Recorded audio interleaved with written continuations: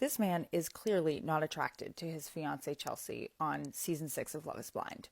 But his open gawking of the stunning black woman, AD, has stirred controversy. Now, there are some great breakdowns about the psychology behind Jimmy's choice between Chelsea or Jessica, but you don't have to have seen a second of this show to learn how everyday American objects contributed to that awkward moment in this show. So right off the bat, I want to be clear. When Jimmy turns to his fiancée Chelsea and starts talking in great detail about AD's breasts and her body and what he likes about it, or just how amazing he finds her, he doesn't say anything racist, and he never calls her a Jezebel. What we see in this scene is complete awe at this body. But hold your horses. We've all seen people who make our jaws drop. The question is, what do each of us feel comfortable enough to do about that, and why? Are you aware of what factors might be influencing your level of comfort with those interactions? If this continues to blow up the way I think it will, we are at some point going to hear Jimmy explaining till he's blue in the face why that scene is not racist, why he's not racist, why what he did is not racist. Okay, fine, we could have that discussion. But just because you're ignorant of your context does not mean you are not operating within it. If you have respect for the fact that a body is attached to a person with feelings and thoughts and all sorts of complexities, you might clock them, be interested, and then you keep it moving. Across history, some people have always found other people to be attractive, and due to different groups or caste systems, privileges, powers, whatever, they knew whether they had more or less access to the people they found desirable. In a society built on racist and sexist philosophies, theologies, ideas, you are going to have side effects of that last for generations. It's why harassment always has a cultural component or a gendered component. In a society built primarily and originally for male flourishing, a woman's no was an invitation to keep asking. It also means today some women who are predatory might feel more comfortable or like they could get away with harassing or assaulting men because they know in this context no one's going to believe them. It's men openly and bragging about the things they do to other women that they wouldn't let their friends do to their sisters, not because they believe that women have inherent dignity and value and worth, but because that's their sister and that's their honor.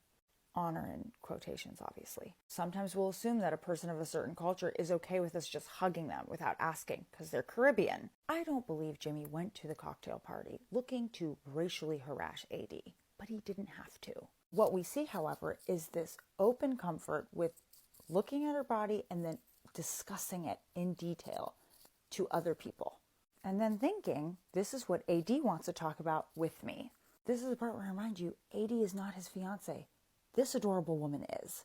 Like everyone watching, Jimmy had at some point grandparents and parents. I believe he's American and he grew up here. Now, we've talked about how the Jezebel stereotype and caricature was used during enslavement and right after enslavement became illegal. But what other time period did the Jezebel caricature pop up and create this idea of what Black womanhood was? So from the 1930s to the 1970s, a good chunk of time where almost everyone here has parents or grandparents or great-grandparents, there were these very particular household objects that were everywhere. They were images of Black women scantily clad or naked. Their breasts would be out, their butts would be out, or they would be barely covered, and it was always with a very sexual undertone. These were not items weird, random people had, okay? These were widespread. They were sold across the state. You could almost throw a stone and find them. Black women and their boobs were fishing lures. They were on postcards. They were drink stirrers with their shapes cut out. They were bottle openers. They were fun posters hanging in garages and kitchens. I'm going to have to send these on my Substack because I think I will get banned for showing them here, but they're real. You can look them up. So all across America, everyday family homes where segregation or the effects of it are still reigning and having all this impact, you could find this image of Black women as sexually available and accessible to be looked at, consumed, whatever. All in the homes of people who are alive today, who have raised children or are raising children. Black women as useful household objects to be gazed upon, to be in service of opening our bottles or fishing or doing whatever we're doing. Black women as sexual entities to be purchased for entertainment, to be hung up and gazed upon whenever. I will say this is not uniquely American, and anytime we have our discussions about European art history, we find this kind of imagery. It's why that person who paid so much money for VIP tickets to that one Beyonce concert thought it was well within their right to grab her butt. She wasn't only a world-class performer or a singer or somebody who is a full human being who has the right to give or withhold consent. She was an object to be grasped. The takeaway here isn't how do Black women dress or act in such a way as to become invisible. The challenge is how do we ask people to reframe and think about how they choose to see us? How do we call out the comfort people have with access to our bodies? That is a question all women need to be asking. But our conversations have to always remember that layer in that intersection of race and class. We have to think about these layers that lead to innocent interactions like this that make it that much harder for all of us to grasp our collective dignity. There's this idea that we are so far away from enslavement, right? And yeah, you could say in years when slavery became illegal, so much time has passed. But how long has it really been since the image of Black women has been challenged, has been noted for what it was and what it still continues to be today?